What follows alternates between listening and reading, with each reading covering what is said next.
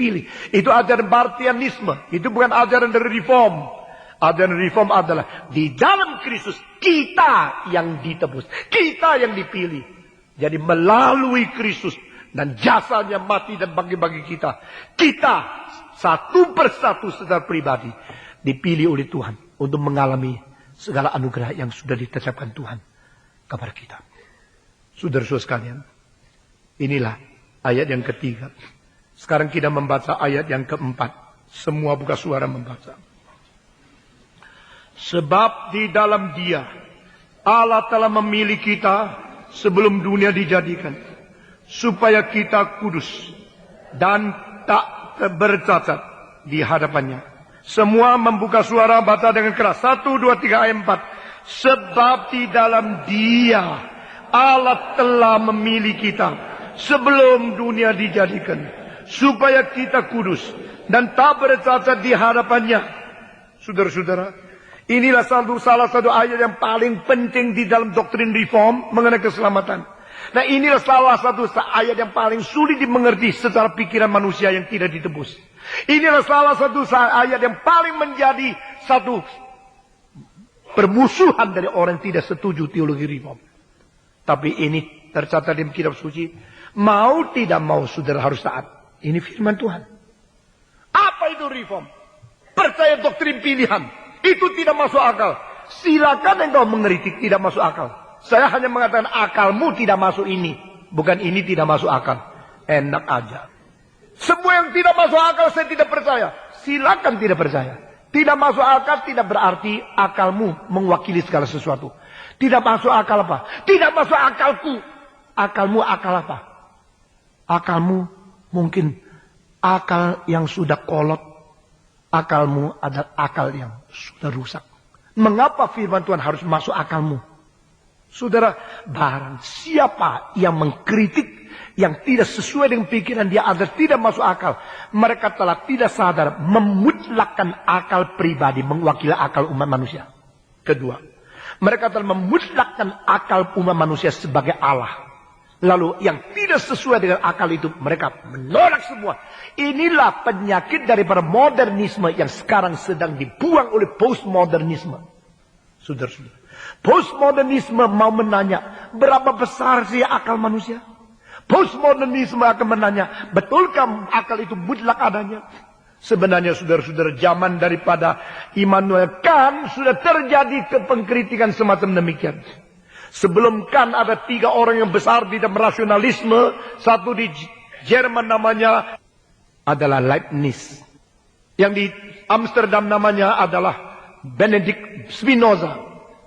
Dan yang ada di Prancis adalah René Descartes. 3 orang tokoh rasionalisme ini menganggap rasio itu mutlak, rasio itu paling tinggi, rasio itu terpuncak, dan rasio bisa menghakimi segala sesuatu. Tetapi Kant mau menanya, sampai di mana puncaknya? Adakah lebih puncak lagi? Akhirnya Kant menemukan bahwa perlu pengkritikan terhadap rasio. Saudara-saudara sekalian, ayat ini adalah ayat yang menyatakan sesuatu yang tidak gampang diterima oleh rasio manusia. Biarpun kita orang terpelajar, orang yang sekolah tinggi sekali, orang mempunyai S3 dan graduate study dan postgraduate study. Ini katakan kepada kita, sebelum dunia diciptakan, kita sudah dipilih. Waktu itu di mana kita? Sebelum dunia diciptakan ada Paulus enggak? Enggak ada kan? Sebelum dunia diciptakan ada Arsip Mulia enggak? Dunia belum diciptakan kok ada dia? Tidak ada dong. Tapi di hadapan Tuhan Allah yang tidak terkurung oleh waktu. Di dalam Allah yang tidak ada batasan waktu. Dia telah mengetahui segala sesuatu. Karena segala sesuatu bukan sesuatu objek pengetahuan. Segala sesuatu adalah hasil daripada sesuatu subjek planning daripada Tuhan Allah. Sehingga di dalam dirinya Allah, dia mau menciptakan berapa banyak orang, dia mau menghidupkan berapa banyak orang, dia akan memberikan keselamatan kepada siapa. Semua di dalam planningnya yang bersifat subjektivitas itu tidak terpengaruh dengan perjalanan sejarah. Tidak terpengaruh dengan batasan waktu. Waktu pun dicipta oleh dia. Di sini katakan, sebelum dunia diciptakan dia sudah memilih kita. Nah saudara-saudara, Doktrin pilihan menjadi kesulitan yang besar. Mungkin minggu depan kita akan memaparkan kesulitan-kesulitan mengapa orang sulit menerima dan tidak menerima doktrin pilihan. Tapi karena ini ajaran Alkitab. Maka kita yang tidak takluk kepada rasionalisme, kita tetap harus mempergunakan rasio yang diciptakan Tuhan untuk menjadi orang Kristen rasional. We must not be rationalist, but we must be rational.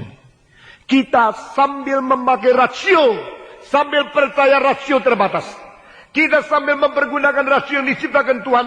Kita sambil percaya rasio itu bukan Tuhan. Kita sambil memakaikan rasio, sambil menaklukkan rasio ke bawah kebenaran yang diwahyukan oleh Tuhan. Ini poin yang agak dalam sedikit. Saya harap minggu depan bisa memberikan beberapa gambaran yang penting tentang hal ini. Di dalam Dia, yaitu dalam Yesus Kristus, Allah telah memilih kita sebelum dunia dijadikan. Lalu kalimat yang sesudahnya ini penting sekali. Coba semua baca. Kalau saya baca salah, langsung koreksi ya. Saya mau tahu sampai di mana kewaspadaan saudara. Semua dengar ayat keempat. Sebab di dalam diri kita ada sesuatu kebaikan. Maka melalui kebaikan itu kita dipilih. Betul nggak? Kita dipilih di dalam diri kita atau di dalam Dia? Nah sebabnya apa? Sebab apa kita dipilih? Sebab kita cukup syarat. Kita dipilih di dalam siapa? Semua lagi. 1, 2, 3. Sebab di dalam Dia. Siapa itu Dia? Bukan Allah. Siapa Dia? Yesus Kristus. Anak Allah yang tunggal itu. Semua. Sebab di dalam Dia. Allah telah memilih kita. Sebelum dunia dijadikan. Atau Allah telah memilih kita sesudah kita bertobat. Yang mana yang benar? Allah memilih kita sesudah kita bertobat. Nah, lu bertobat lo, tak pilih jadi anakku. Atau memilih kita sebelum kita bertobat. Bukan sebelum bertobat, sebelum lahir. Bukan sebelum lahir, sebelum mamamu lahir. Bukan sebelum mamamu lahir, sebelum engkongmu. Apalagi? Nenekmu, moyangmu. Sebelum Adam dicipta. Sebelum apa? Wah, Paulus tulis salah kali. Dia lagi ngantuk-ngantuk tulis salah di sini. Ini wahyu Tuhan. Sekali lagi. 1, 2, 3. Sebab di dalam Dia Allah telah memilih kita sebelum dunia diciptakan.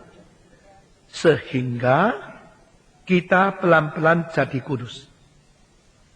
Atau karena kita cukup suci. Dan tidak bercacat salah di hadapannya.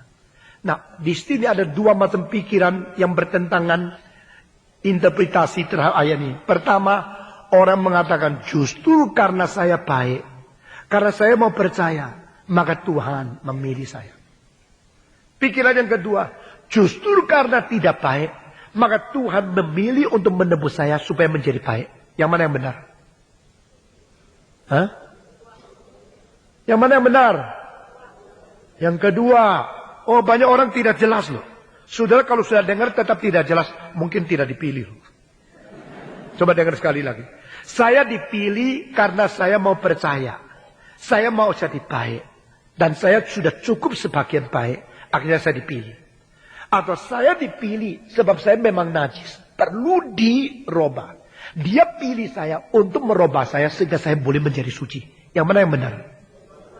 Yang kedua yang benar. Ini yang artinya di sini. Dipilih supaya jadi suci.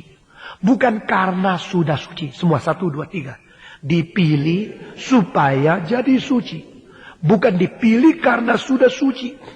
Nah, waktu saya masih muda, saya pikir kita mesti hidup suci, sudah suci, baru Roh Kudus mau masuk. Karena Roh Kudus roh suci, tidak mau tinggal di tempat kotor.